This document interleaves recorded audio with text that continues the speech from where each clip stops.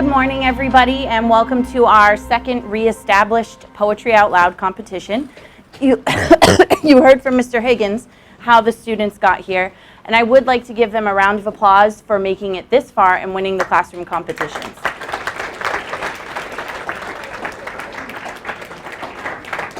Moving forward, after each poem, we're going to actually, in true poetry reading fashion, we are not going to clap, but we are going to snap.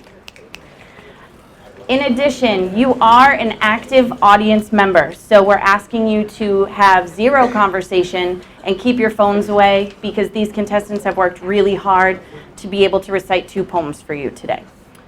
And with that said, our first contestant, just kidding. I'm so sorry. Contestants, in case you need to be prompted, we don't want you just looking at Mrs. Rivard because you might be spacing out for a brief second to find your place. You need to give a gesture, so she knows officially that you want to be prompted. Does that make sense? Okay. Good luck to everybody. And our first contestant in round 1 is Olivia Ustinovich.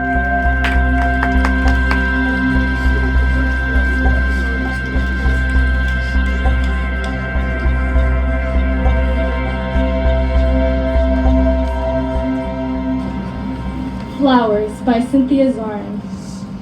I was walking upstairs from the kitchen, carrying your beautiful flowers. The flowers you brought me last night. Calla lilies or something else. I'm not sure what to call them. White flowers. Of course, you had no way of knowing it had been years since I bought white flowers. But now you have, and here they are again. I was carrying your flowers and a coffee cup, and a soft yellow handbag, and a book of poems by a Chinese poet in which I had just read the words, "Come or go, but don't just stand there in the doorway." As usual, I was carrying too many things. You would have laughed if you saw me. It seemed especially important not to spill the coffee as I usually do as I turned up the stairs, inside the whirl of the house as if I were walking up inside the lilies. I am not sure how to hold all the beauty and sorrow of my life.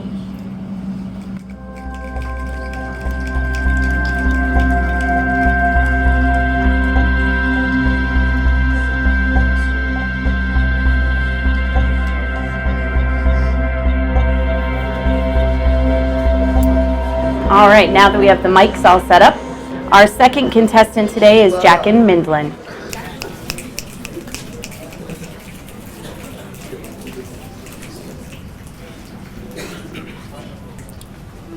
The Maid's Lament by Walter Savage Landor.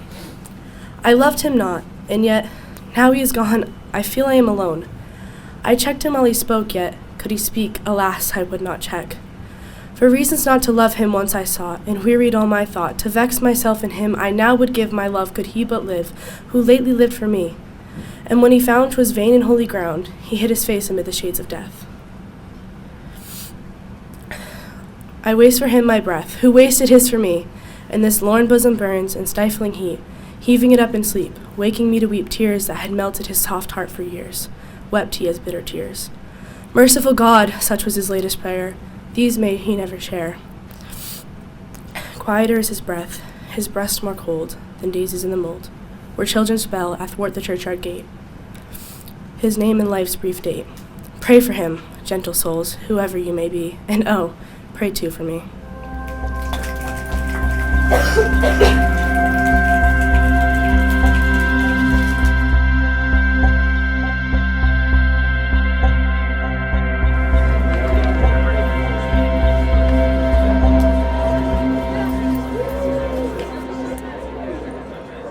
Our next performer this morning is Miguel Pereira.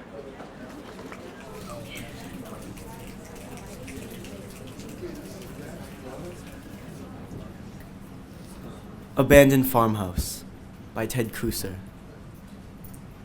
He was a big man, says the size of his shoes, on a pile of broken dishes by the house. A tall man too, says the length of the bed in an upstairs room. And a good, God-fearing man, says the Bible with a broken back, on the floor, below the window, dusty with sun. But not a man for farming, say the fields, cluttered with boulders and the leaky barn. A woman lived with him, says the bedroom wall, papered with lilacs, and the kitchen shelves covered with oilcloth. and they had a child, says a sandbox made from a tractor tire. Money was scarce, say the jars of plum preserves, and canned tomatoes sealed in the cellar hole.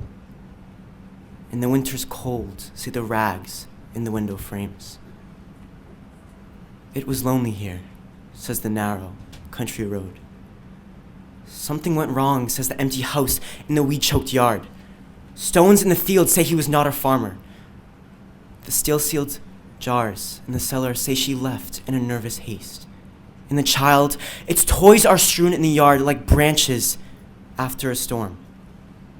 A rubber cow, a rusty tractor with a broken plow, a doll in overalls. Something went wrong, they say.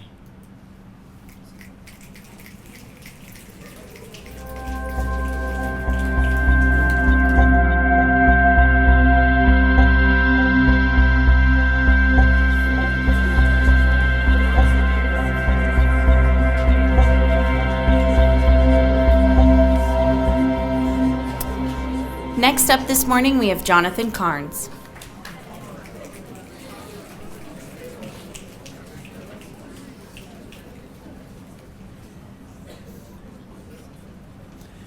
Piano by D.H. Lawrence. Softly, in the dusk, a woman is singing to me, taking me back down the vista of years, till I see a child sitting under the piano, in the boom of the tingling springs, and pressing the small poised feet of a mother who smiles as she sings. In spite of myself, the insidious mastery of song betrays me back till the heart of me weeps to belong to the old Sunday evenings at home, with winter outside, and hymns in the cozy parlor, the tinkling piano our guide. So now it is vain for the singer to burst into clamor, with the great black piano appassionato, the glamour of childish days is upon me, my manhood is cast. Down in the flood of remembrance, I weep like a child for the past.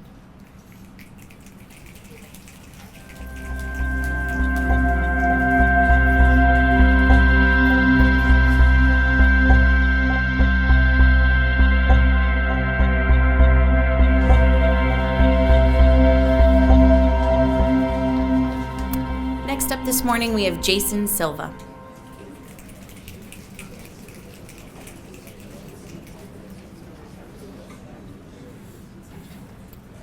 Alive by Natasha Sahe.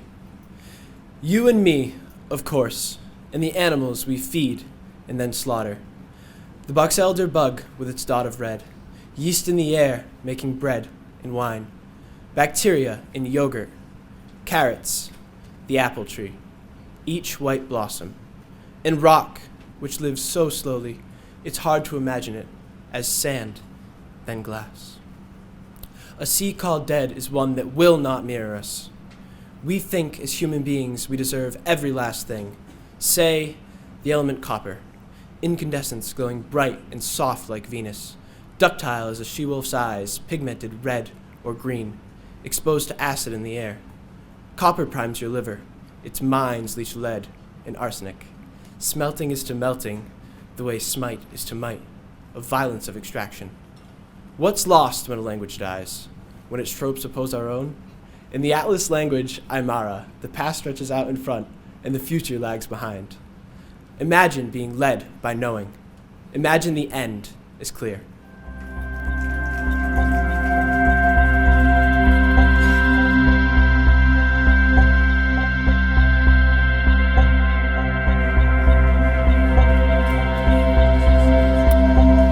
Our next contestant is Randy Medeiros.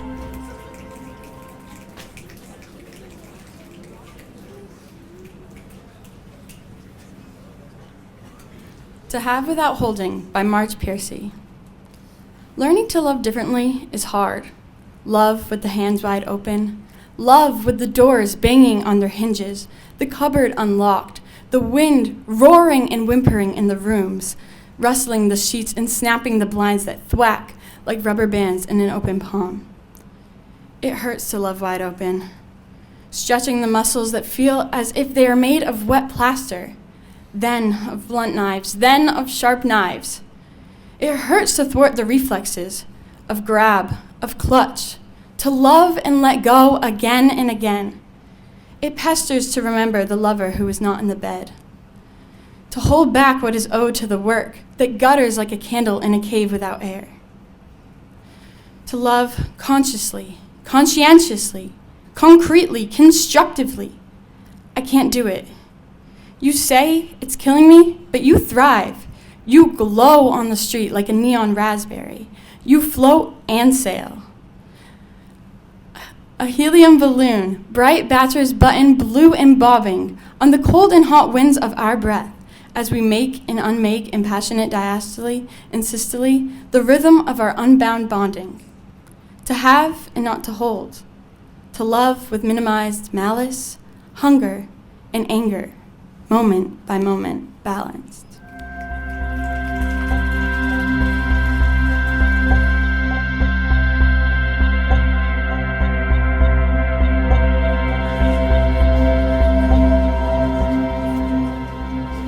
Next up this morning, we have Isabella Raposa.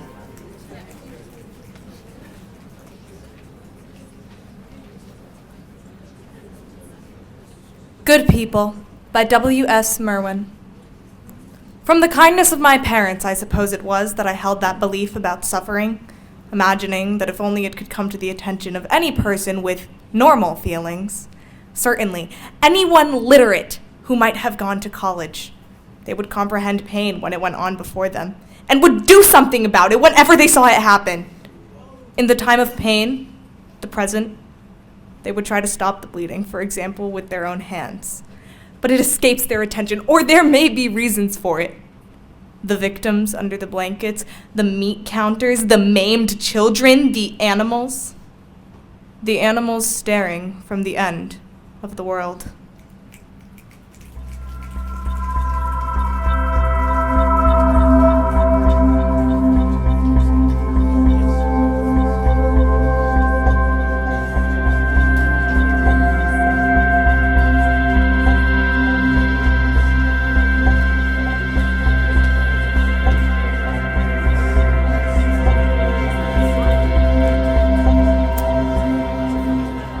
Just a gentle reminder to keep all comments while someone's reciting to yourself.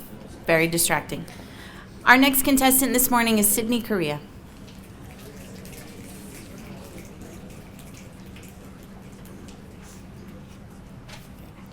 The Day Lady Died by Frank O'Hara. It is 12:20 in New York, a Friday, 3 days after Bastille Day. Yes, it is 1959, and I go get a shoe shine because I'll get off the 419 East Hampton at 7:15 and go straight to dinner, and I don't know the people who will feed me. I walk up the Monkey Street beginning to sun and have a hamburger and a malted, and buy an ugly New World riding suit the poets in Ghana are doing these days. I go onto the bank, and Miss Stillwagon, first name Linda I once heard, doesn't even look at my balance for once in her life. And in the Golden Griffin, I get a little Verlaine per Patsy with drawings by Bernard, although I do think of Hesiod, translated by Richmond Lattimore, or Brendan Bahan's new play, or Le Balkan, or Les Negres of Bennett, but I don't. I stick with Verlaine after practically going to sleep with Quandarinus. And for Mike, I just stroll into the Park Lane liquor store and ask for a bottle of Strega, and go back where I came from to 6th Avenue and Tobacconist in the Ziegfeld Theater, and casually ask for a carton of Galuzis and a carton of Bacayons and a New York Post with her face on it. And I'm sweating a lot by now and thinking of leaning on the John door in the 5 spot while she whispered a song along the keyboard to my Waldron and everyone. And I stopped breathing.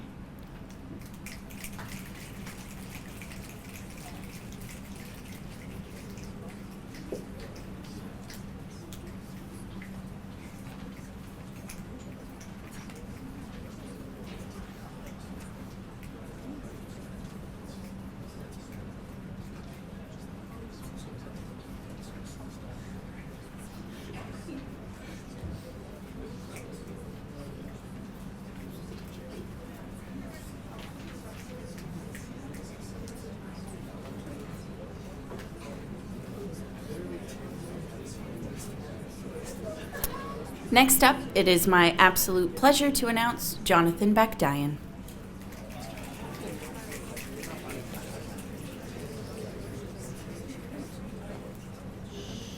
Nocturne by Lee Young Lee.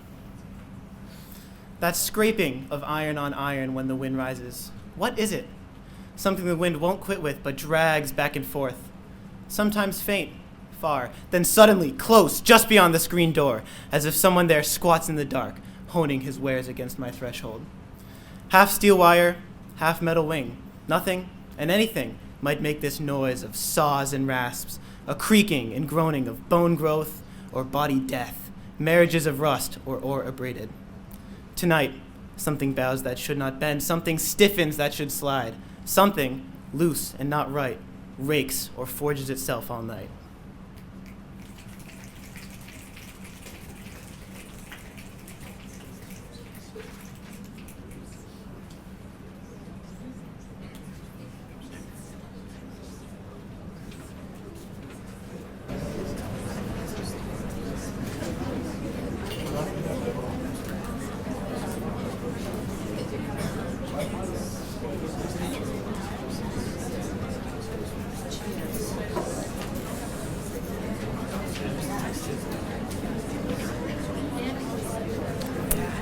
Next up, Paul Duart.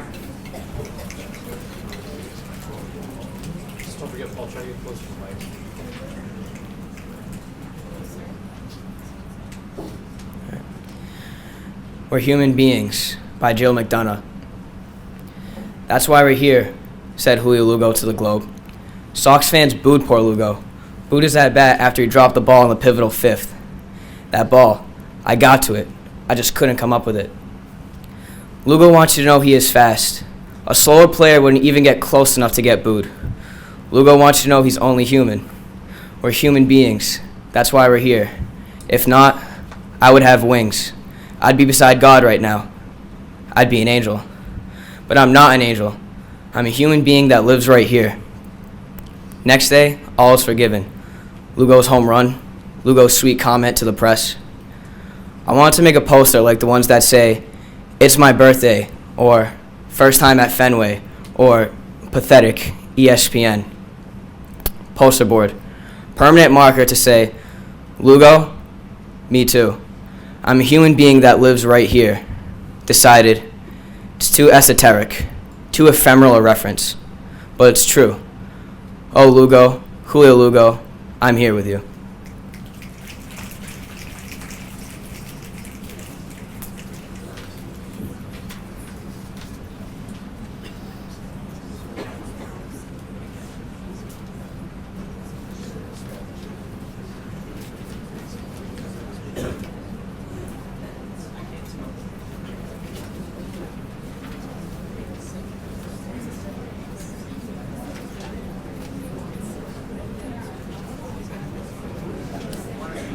Our next contestant is Nick Pino.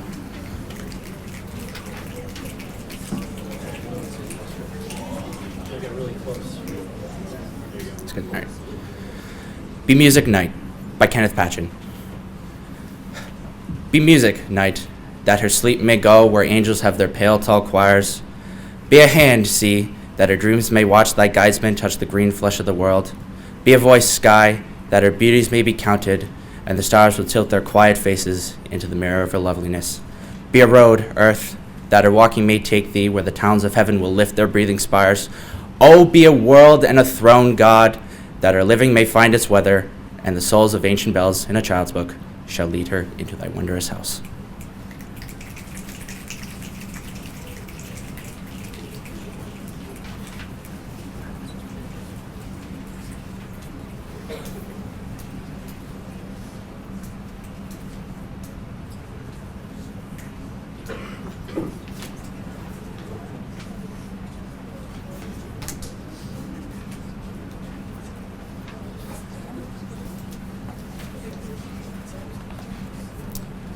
Our next recitation will be by Alexis Aruda.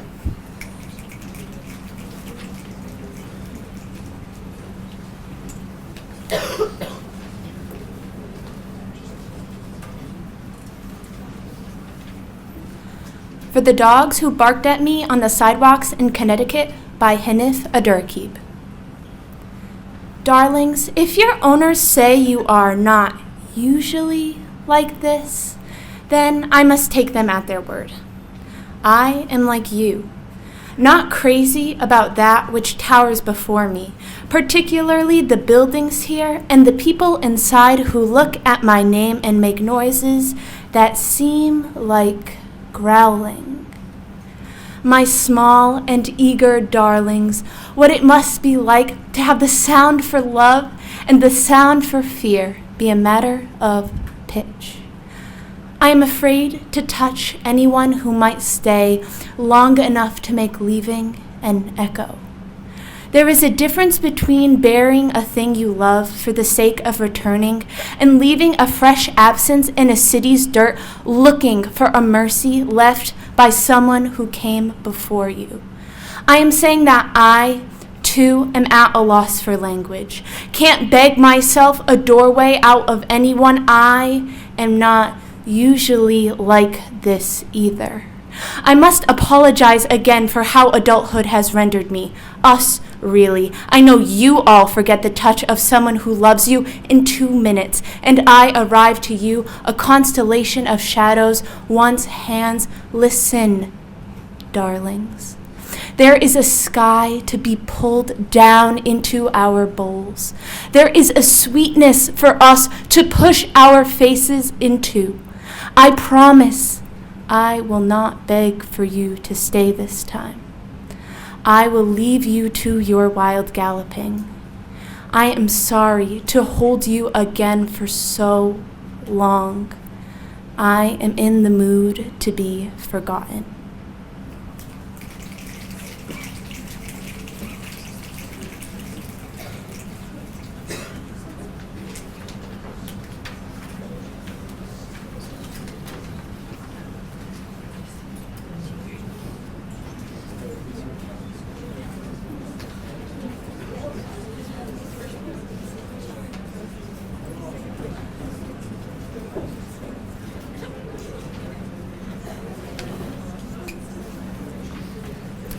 Next up, McKenna Wolf.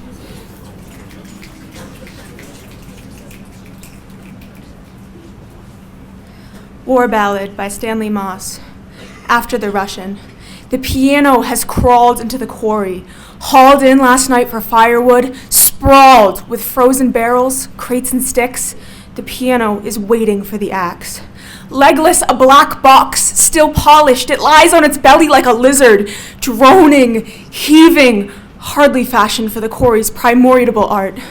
Blood red, his frozen fingers cleft, 2 on the right hand, 5 on the left. He goes down on his knees to reach the keyboard, to strike the lizard's chord. 7 fingers pick out rhymes and rhythm. The frozen skin, steaming, peels off them as from a boiled potato. Their schemes, their beauty, ivory and anthracite, flicker and flash like the great northern lights. Everything played before is a great lie. The reflections of flaming chandeliers, deceit. The white columns, the grand tiers in warm concert halls, wild lies. But the steel of the piano howls in me. I lie in the quarry and I am deft as the lizard. I'll accept the gift. I'll be a song for Russia, warmth and bread for everybody.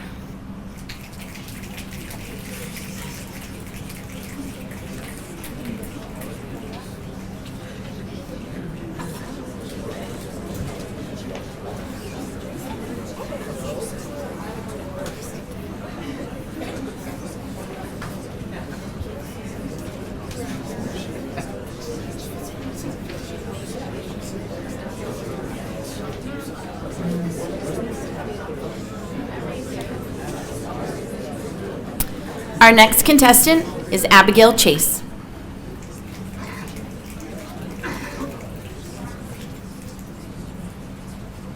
Without Regret by Eleanor Wilner.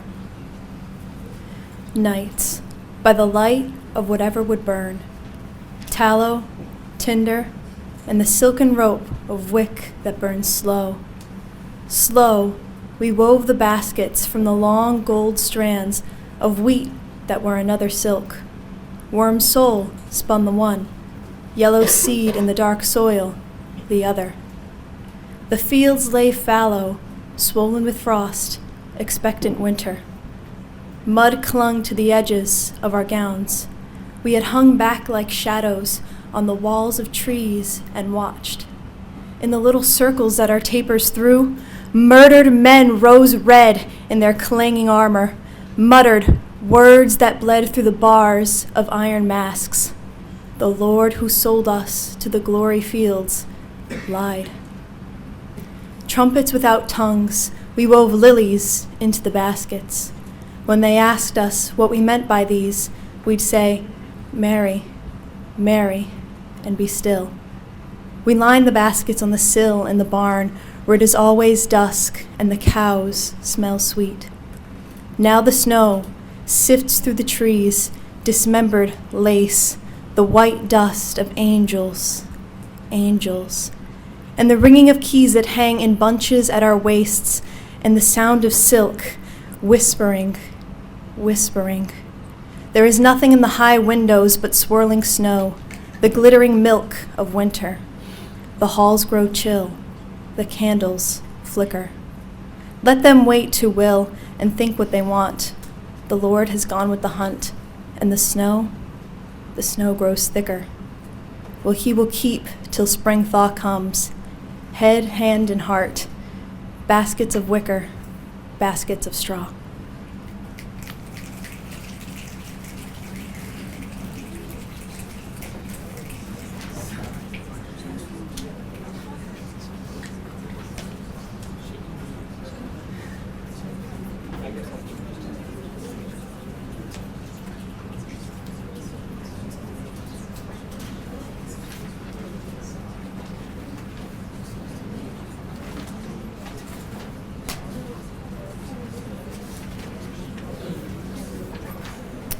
Our next contestant is Holly Raposo.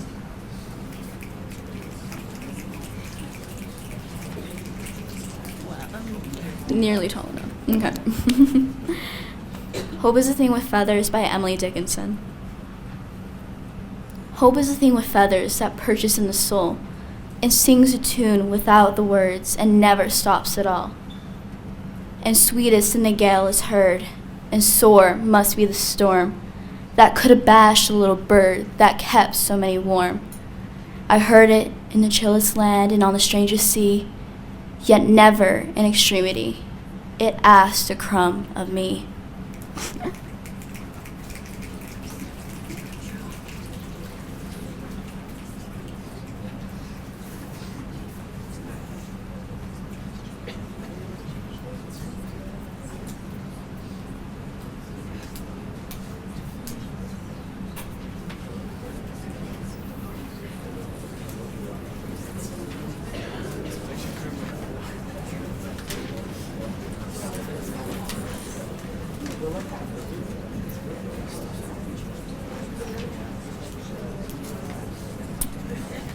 Our next recitation is Nayan Bala.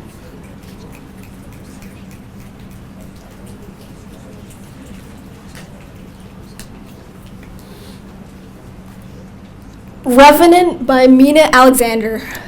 This disease has come back with frills and furbelows. You must give your whole life to poetry. Only a few survive, if that. Poems, I mean, paper crumbled, shades of another water. Far springs are what you long for, listening to the slow drip of chemicals. Through a hole in your chest, if you had been torn from me, I could not bear what the earth had to offer. To be well again, what might that mean? The flowering plum sprung from late snow, ratcheting trill in the blackberry bush, blood streaks, pluck, and throb of mercy.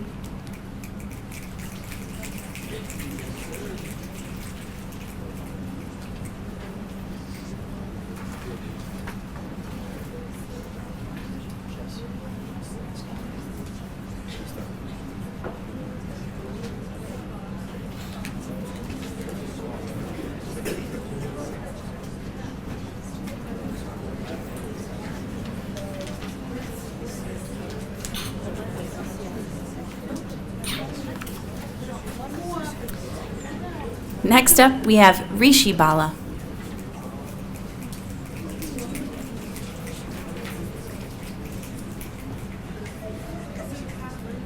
Ways of Talking by Ha Jin. We used to like talking about grief. Our journals and letters were packed with losses, complaints, and sorrows. Even if there was no grief, we couldn't stop lamenting, as though longing for the charm of a distressed face. Then, we couldn't help expressing grief. So many things descended without warning. Labor wasted, loves lost, houses gone, marriages broken, friends estranged, ambitions worn away by immediate needs. Words lined up in our throats for good whining. Think grief seemed like an endless river, the only immortal flow of life. After losing a land and then giving up a tongue, we stopped talking of grief. Smiles began to brighten our faces. We laugh a lot at our own mess. Things become beautiful, even hailstones in the strawberry fields.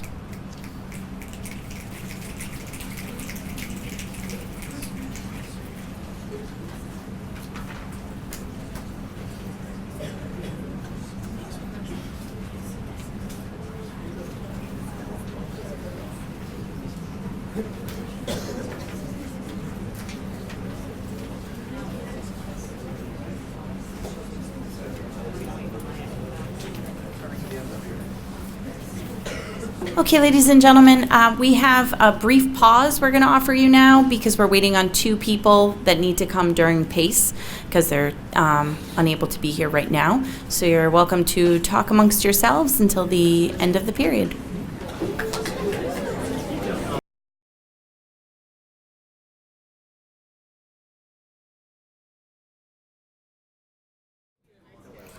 Reminder to the audience, especially if you weren't here for our first few contestants, we snap instead of clap, and please stay off your phones and be active participants in the audience. Mr. Lima has returned, so we are now going to begin with Maya Leonardo.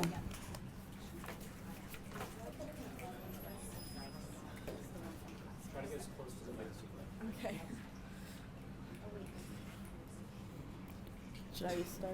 Okay. Okay. Someday, when trees have shed their leaves, and against the morning's white, the shivering birds beneath the eaves have sheltered for the night, we'll turn our faces southward, love, towards summer isle, where bamboos spire the shafted grove, and wide-mouthed orchids smile. And we'll seek the quiet hill, where towers the cotton tree, and leaps the laughing crystal rill, and works the droning bee. And we'll build a cottage there, beside an open glade, and black-ribbed bluebells blowing there, and ferns that never fade.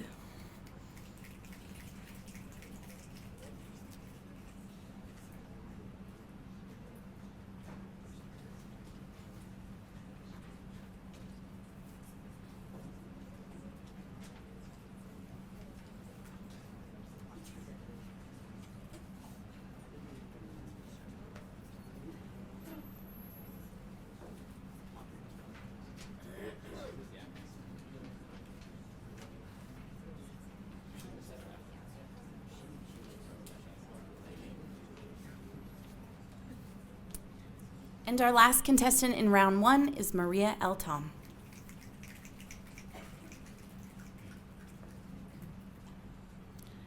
She came home running, back to the mothering blackness, deep in the smothering blackness. White tears icicle gold plains of her face. She came home running. She came down creeping, here to the black arms waiting, now to the warm heart waiting. Rhyme of alien dreams befrosts her rich brown face. She came down creeping. She came home blameless, black yet as Hagar's daughter, tall as was Sheba's daughter. Threats of northern winds die on the desert's face. She came home blameless. Contestants, don't forget about title and author before you start. I know the 2 who just went weren't here for that, but that's an important part.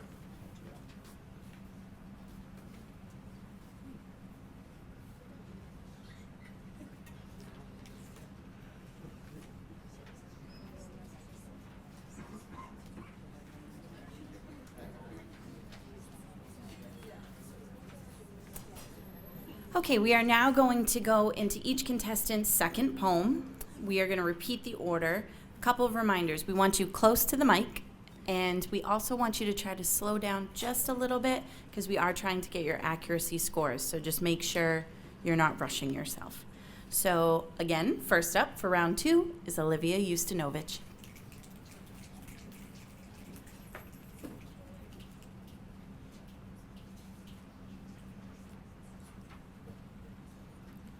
April Love by Ernest Dowson. We have walked in love's land a little while. We have learnt his lesson a little way. And shall we not part at the end of the day with a sigh, a smile? A little while in the shine of the sun.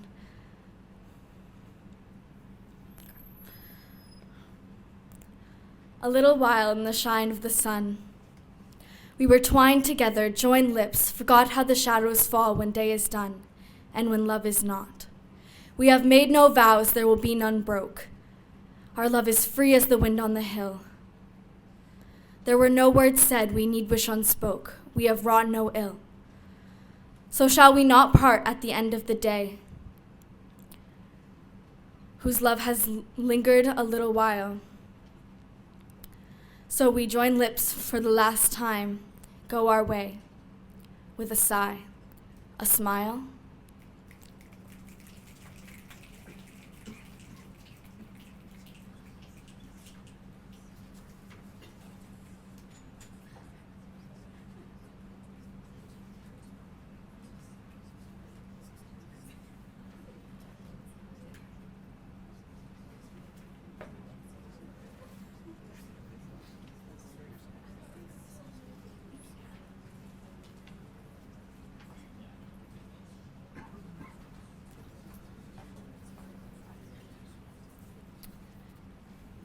And now with her second reading, Jacqueline Midland.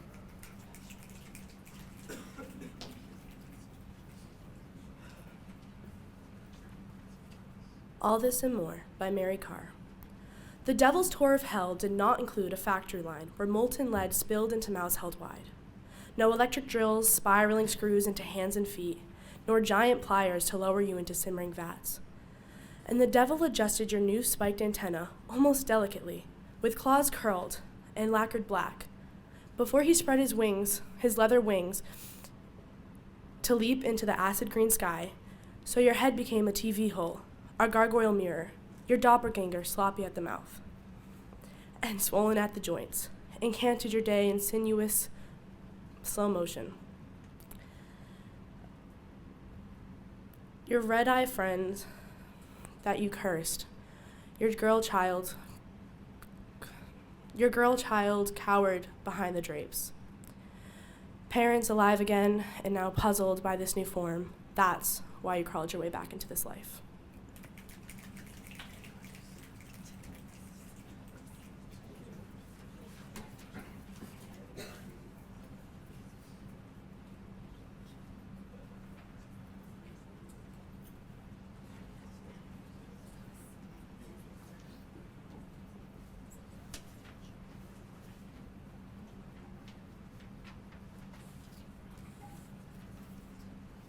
Next, we have Carly Richard.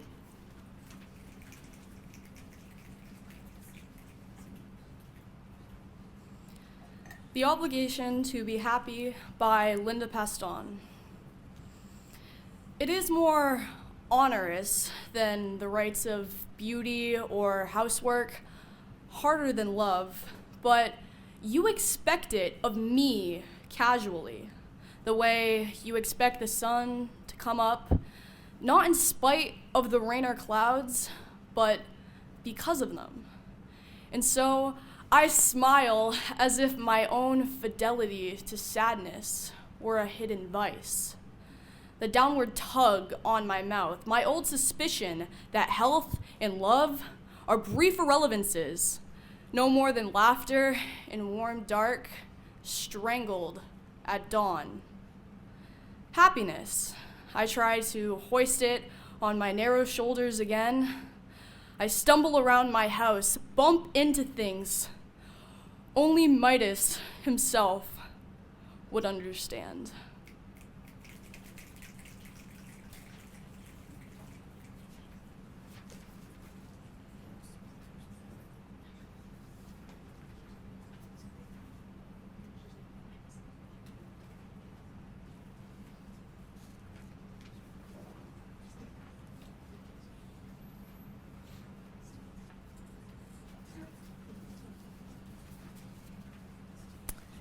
Next, we have Miguel Pereira.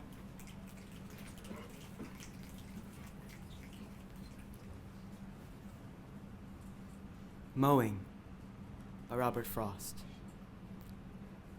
There was never a sound beside the wood but one, and that was my long scythe whispering to the ground.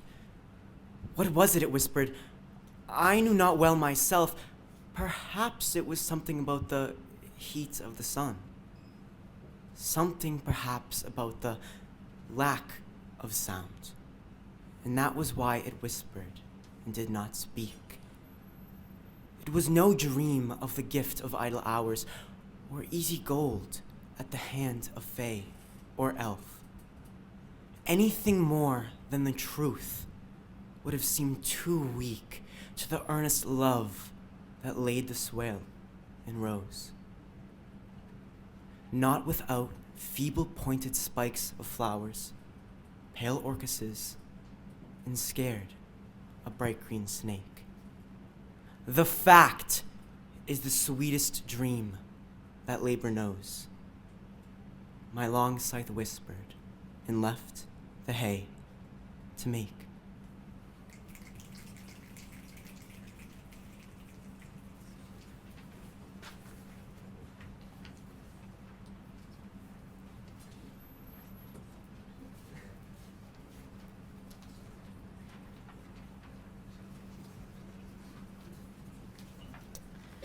Our next recitation will be by Jonathan Carnes.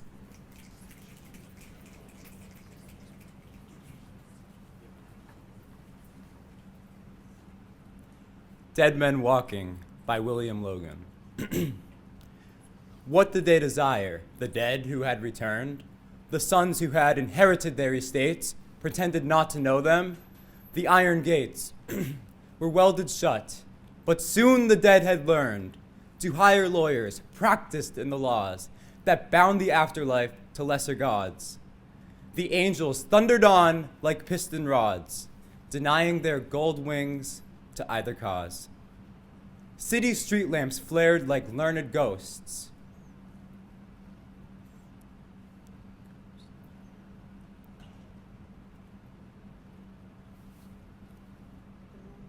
The moon turned red beneath a scrim of clouds. Spanish moss draped the myrtle trees like shrouds.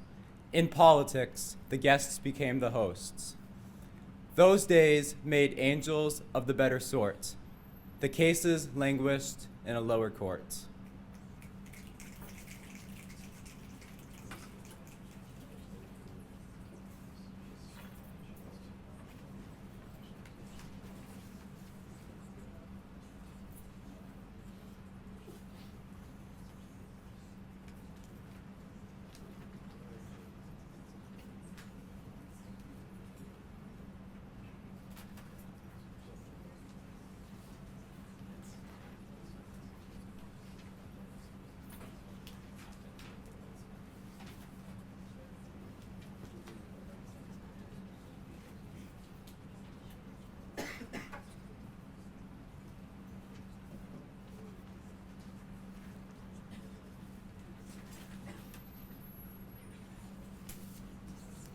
Next up, Jason Silva.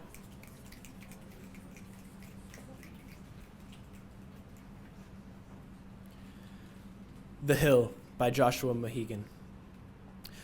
On the quiet hill, bordering the mill, across the shallow stream, nearer than they seem, they wait and will be waiting. Rain, the small smilax is the same to the fly as the big bush of lilacs exploding nearby. The rain may be abating. On the quiet hill, beside the droning mill, across the dirty stream, nearer than they seem, they wait and will be waiting. The glass-eyed cicada drones in the linen draped like a tent. Above 3 polished stones, aphids swarm at the scent of the yellow petals.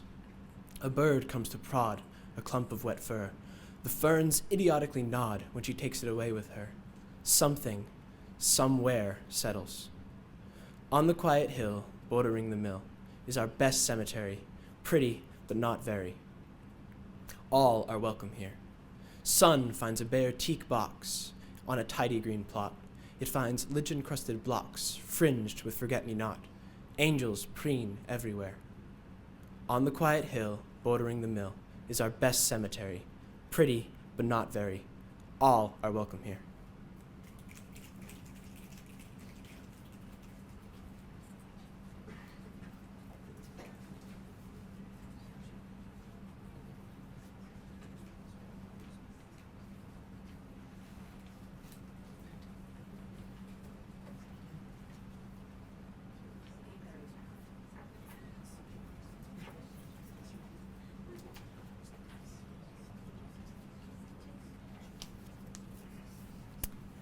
Our next recitation is by Randy Medeiros.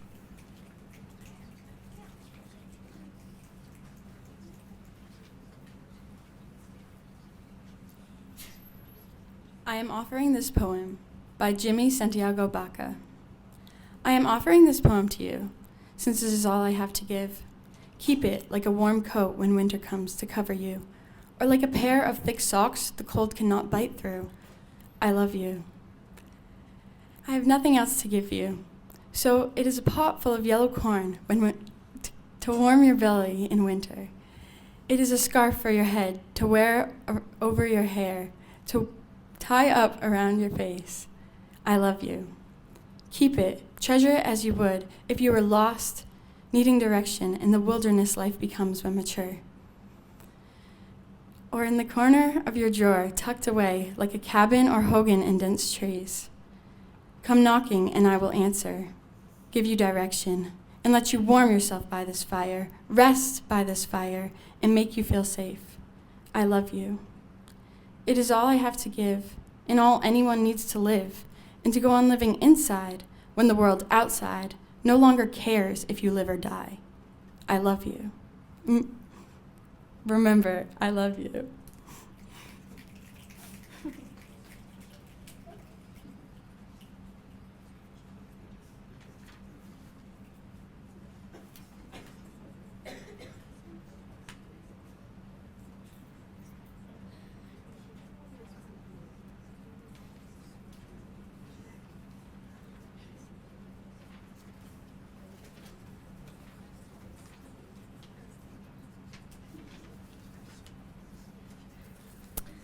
Next, we have Isabella Raposa.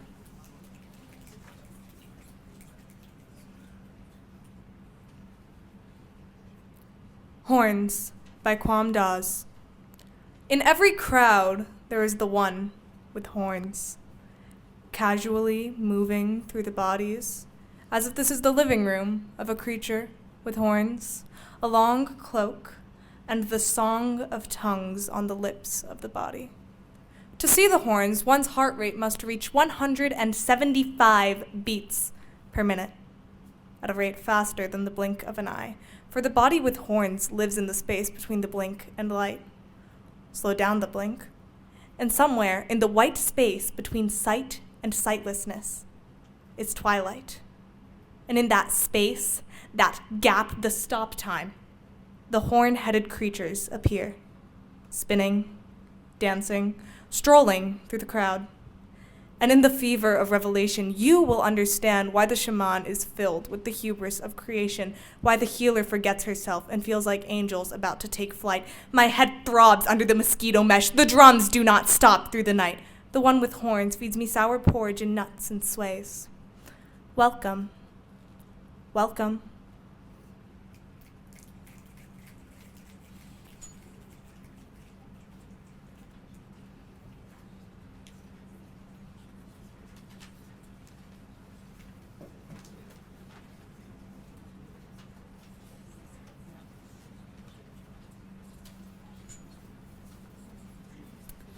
Now with her second reading, Maya Leonardo.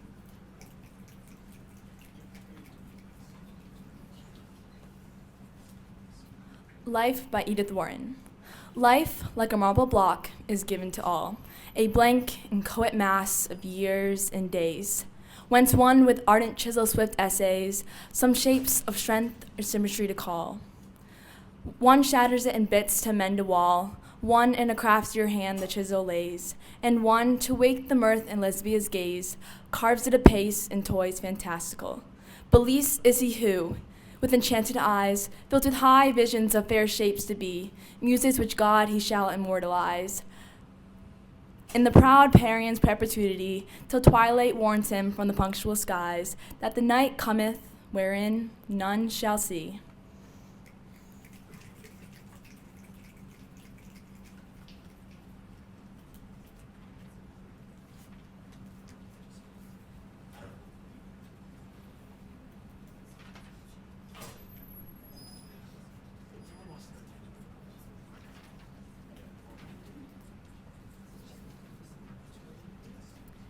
Next, we have Sydney Correa.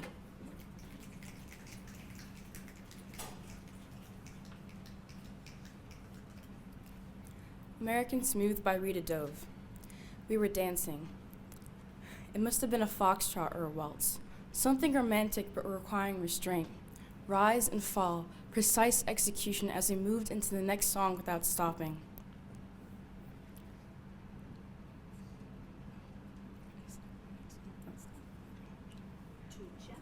Two chests heaving above a 7-league stride. Such perfect agony. One learns to smile through. Being the ecstatic mimicry being the sine qua non of American Smooth. And because I was distracted by the effort of keeping my frame, the leftward lean, head turned just enough to gaze out past your ear and always smiling, smiling. I didn't notice how still you'd become until we had done it. For 2 measures, 4, achieved flight. That swift and serene magnificence before the earth remembered who we were and brought us down.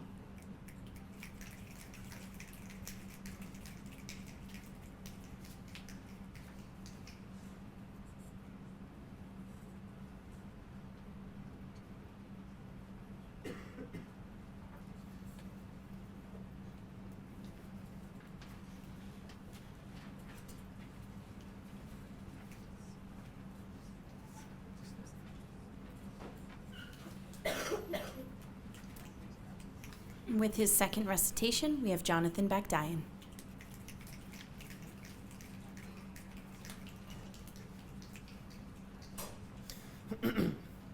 Abraham Lincoln Walks at Midnight by Vachel Lindsay in Springfield, Illinois. It is portentous and a thing of state that here at midnight in our little town a mourning figure walks and will not rest by the old courthouse pacing up and down. Or by his homestead, or in shadowed yards, he lingers where his children used to play. Or through the market on the well-worn stones, he stalks until the dawn stars burn away. A bronzed, lank man, his suit of ancient black, a famous high top hat and plain-worn shawl, make him the quaint, great figure that men love, the prairie lawyer, master of us all. He cannot sleep upon his hillside now. He is among us, as in times before, and we who toss and lie awake for long breathe deep and start to see him pass the door. His head is bowed. He thinks on men and kings. Yea, when the sick world cries, how can he sleep? Too many peasants fight, they know not why. Too many homesteads in black terror weep. The sins of the warlords burn his heart. He sees the dreadnought scouring every main.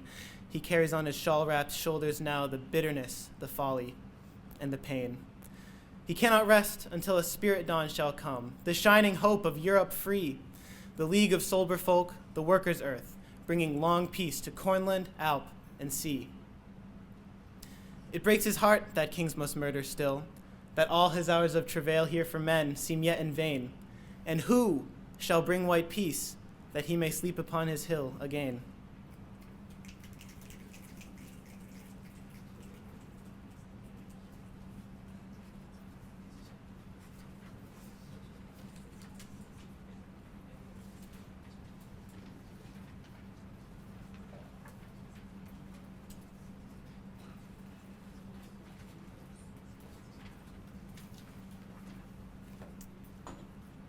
Next, we have Paul Duarte.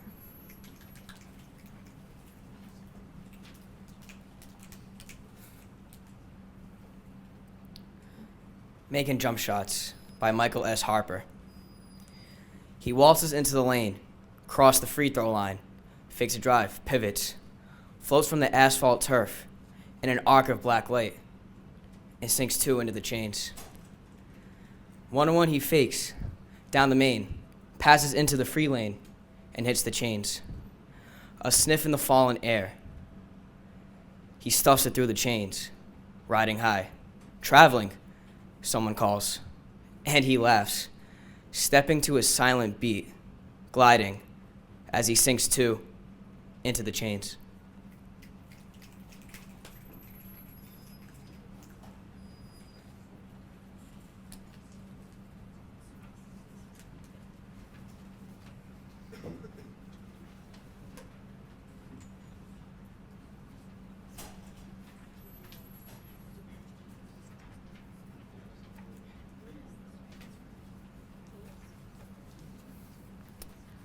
Our next recitation is by Nick Pino.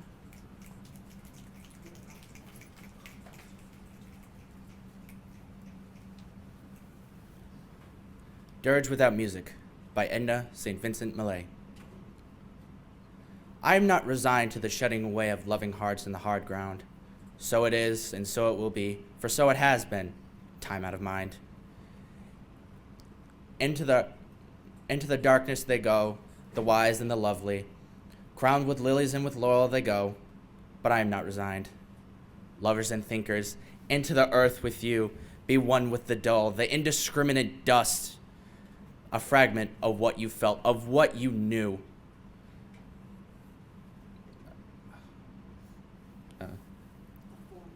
A formula, a phrase of what remains, but the best is lost. The answers, quick and keen, the honest look, the laughter, the love, they are gone. They are gone to feed the roses. Elegant and curled is the blossom, fragrant is the blossom. I know, but I do not approve. More precious was the light in your eyes than all the roses in the world. Down, down, down into the darkness of the grave. Gently they go, the beautiful, the tender, the kind. Quietly they go, the intelligent, the witty, the brave. I know, but I do not approve, and I am not resigned.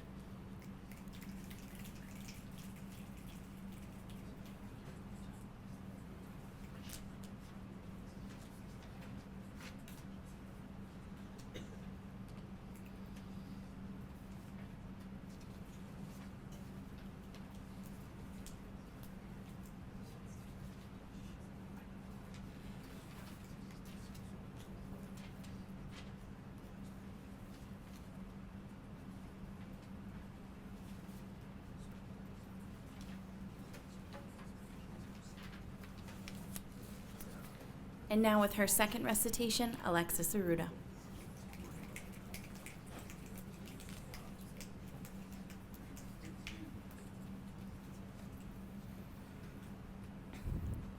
What Women Are Made Of by Bianca Lynn Spriggs. We are all ventricle, spine, lung, larynx, and gut. Clavicle and nape, what lies forked in an open palm. We are follicle and temple. We are ankle, arch, sole, pore and rib, pelvis and root, and tongue. We are wishbone and gland and molar and lobe. We are hippocampus and exposed nerve and cornea, areola, pigment, melanin, and nails, varicose, cellulite, divining rod, sinew and tissue, saliva and silt. We are blood and salt, clay and aquifer. We are breath and flame and stratosphere. Palimpsest and bibliote and cloisonne fine lines, marigold, hydrangea and dimple, nightlight, satellite, and stubble. We are pinnacle, plummet, dark circles and dark matter, a constellation of freckles and specters and miracles and lashes. Both bent and erect, we are all give and give back. We are Volta and Girder. Make an incision in our nectary, and painted ladies sail forth, riding the back of a warm wind, plumed with love and things like love. Crack us down to the marrow, and you may find us full of cicada husks and sand dollars and salted maple taffy, weary of welding together our daydreams. All sweet tea, razor blades, carbon, and patchwork quilts of good God and Lord have mercy. Our hands remember how to turn the earth before we do. Our intestinal fortitude, cumulonimbus streaked with saffron light. Our foundation, not in our limbs or hips. This comes first as an amen, a hallelujah, a suckling, swaddled psalm sung at the cosmos' breast. You want to know what women are made of? Open wide and find out.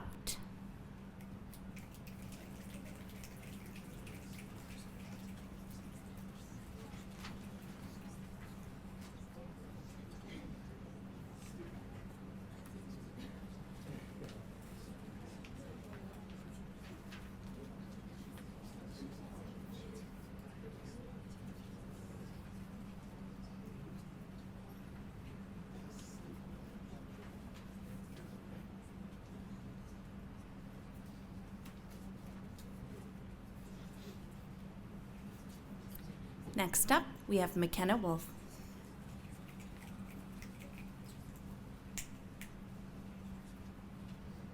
Cartoon Physics Part 1 by Nick Flynn. Children under, say, 10 shouldn't know that the universe is ever expanding, inexorably pushing into the vacuum, galaxies swallowed by galaxies, whole solar systems collapsing. All of it acted out in silence. At 10, we are still learning the rules of cartoon animation, that if a man draws a door on a rock, only he can pass through it. Anyone else who tries will crash into the rock. 10-year-olds should stick with burning houses, car wrecks, ships going down, earthbound, tangible disasters, arenas where they can be heroes. You can run back into a burning house. Sinking ships have their lifeboats. The trucks will come with their ladders. If you jump, you will be saved. A child places her hand on the roof of a school bus and drives across a city of sand. She knows the exact spot it will skid, at which point the bridge will give, who will swim to safety, and who will be pulled under by sharks. She will learn that if a man runs off the edge of a cliff, he will not fall until he notices his mistake.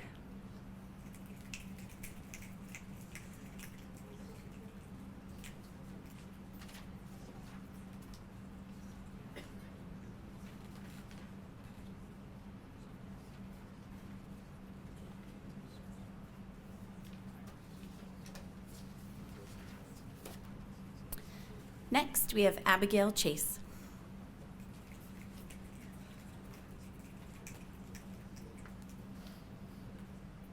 After Apple Picking by Robert Frost. My long, two-pointed ladder's sticking through a tree toward heaven still, and there's a barrel that I didn't fill beside it, and there may be 1 or 2 apples I didn't pick upon some bough, but I am done with apple picking now. Essence of winter sleep is on the night.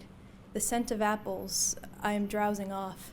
I cannot rub the strangeness from my sight I got from looking through a pane of glass I skimmed this morning from the drinking trough and held against the world of hoary grass.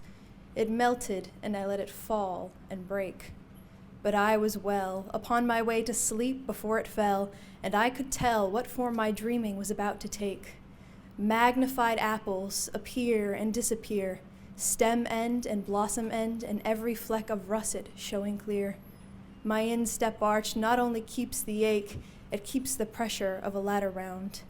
I feel the ladder sway as the boughs bend, and I keep hearing from the cellar bin the rumbling sound of load on load of apples coming in. for I've had too much of apple picking.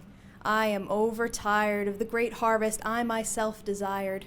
There were 10,000 fruit to touch, cherish in hand, lift down, and not let fall, for all that struck the earth, no matter if not bruised or spiked with stubble, went surely to the cider apple heap as of no worth.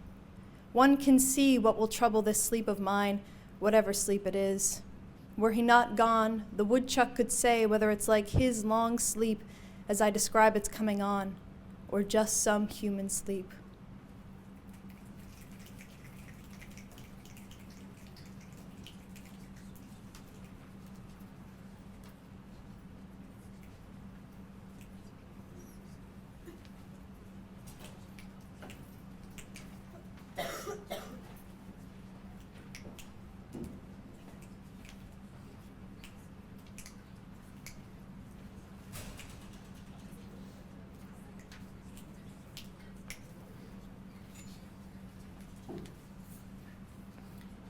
Next, we have Holly Raposo.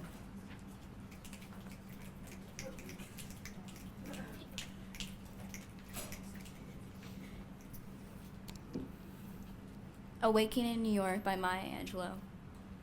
Curtains forcing their will against the wind. Children sleep, exchanging dreams with seraphim.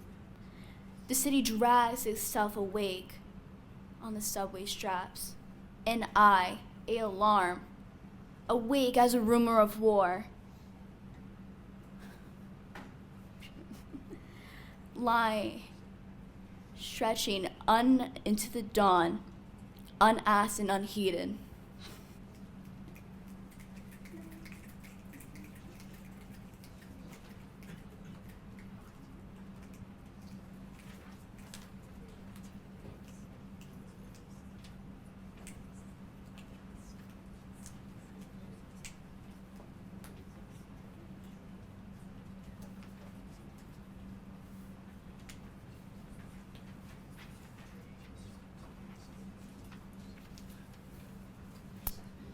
Now with her second recitation, Maria L. Tom.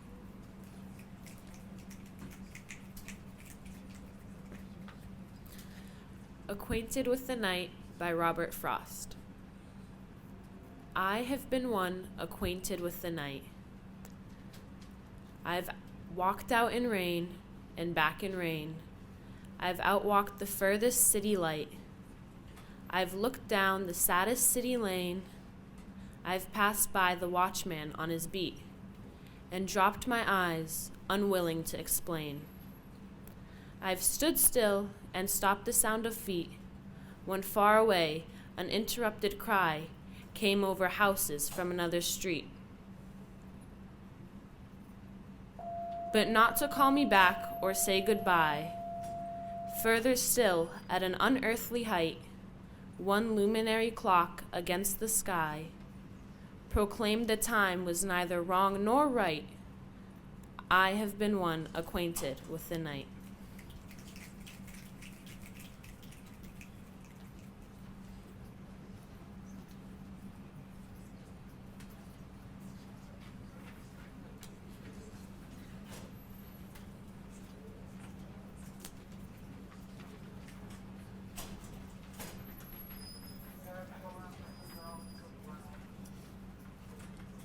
That is the end of PACE period for anyone who needs to move to their second period class.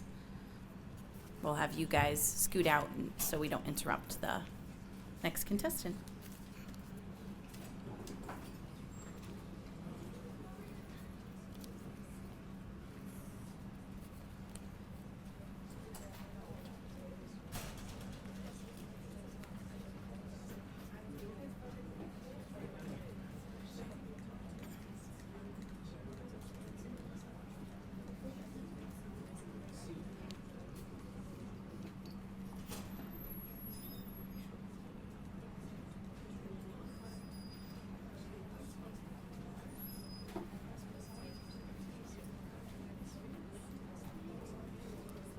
Okay, and with their second recitation, we have Nayan Bala.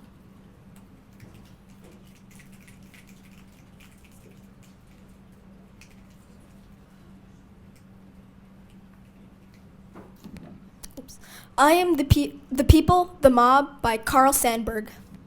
I am the people, the mob, the crowd, the mass. Do you know that all the great work of the world is done through me? I am the working man, the inventor, the maker of the world's food and clothes. I am the audience that will witness history. The Napoleons come for me, and the Lincolns. They die. I then send forth more Napoleons and Lincolns. I am the seed ground. I am a prairie that will stand for much plowing. Terrible storms pass over me. I forget. The best of me is sucked out and wasted. I forget. Everything but death comes to me and makes me work and give up what I have. And I forget. Sometimes I growl, shake myself, and spatter a few red drops for history to remember. Then I forget.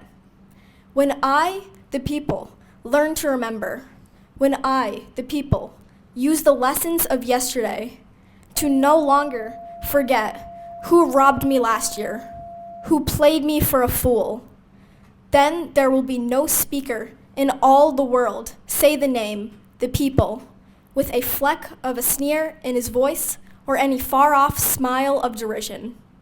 The mob, the crowd, the mass will arrive then.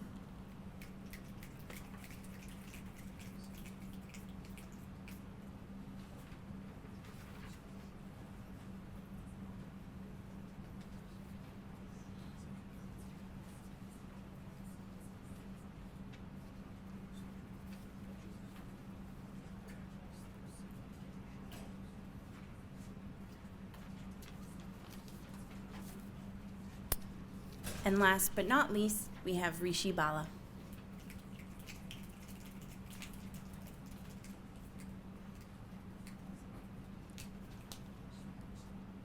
Youth by James Wright.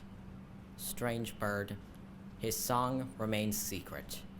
He worked too hard to read books. He never heard how Sherwood Anderson got out of it and fled to Chicago, furious to free himself from his hatred of factories. My father toiled 50 years at Hazel Atlas Glass, caught among girders that smashed the kneecaps of dumb Honyaks. Did he shudder with hatred in the cold shadow of Greece? Maybe. But my brother and I do know he came home as quiet as the evening. He will be getting dark soon and loom through new snow. I know his ghost will drift home to the Ohio River and sit down alone. Whittling a root, he will say nothing.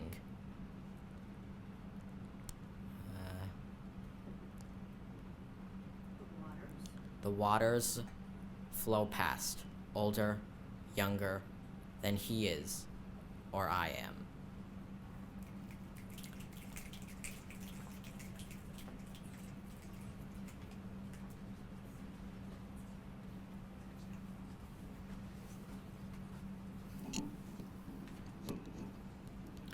All right, so that's our final contestant. We're just going to need a few minutes, I think, to total things up and pronounce or announce who the winners are. We also have a reporter here today, too, who may want to ask you some questions, so don't run off when we're done here. I just want to thank the people who have helped out with this so far, so rather than snapping your fingers, let's actually clap here. Ms. Rivard, who was your prompter today, we hardly ever used her relays. Yeah, especially the first round. I think that may be the first time, right, we've ever gone through the first round without any prompts. That's impressive. Yeah. Ms. Grieve, who was a judge today, you can clap. Mr. Lima, judge too. Ms. Brittingham is also a judge today. Ms. Fifield was the accuracy judge today. She was following along with everything you read. Ms. Lassie, who is doing the tallying and also has been your MC during the day. Ms. Flora, who made the program for us today. She's not here, but we clap for her.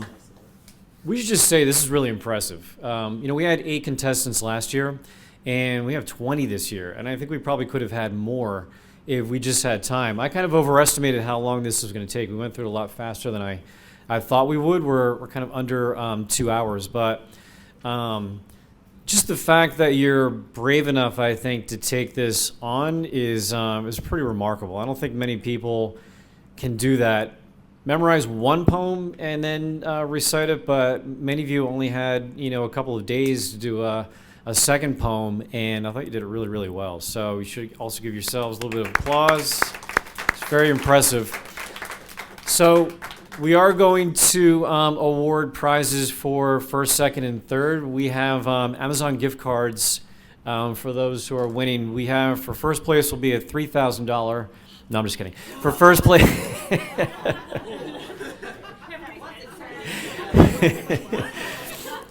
Mr. Tebow probably just had a heart attack in the office. Probably just he felt a little chest pain. So we're giving out a $25 gift card for first place, 20 for second, and 15 for third place. So are we? Okay. So pause for 1 second. Click.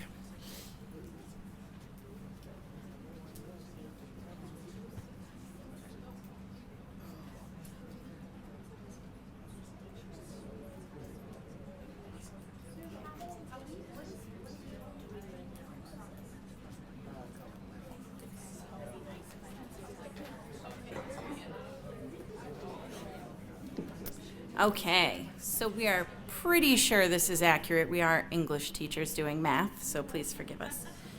So we have a tie for third place, and that is Miguel Pereira and McKenna Wolf.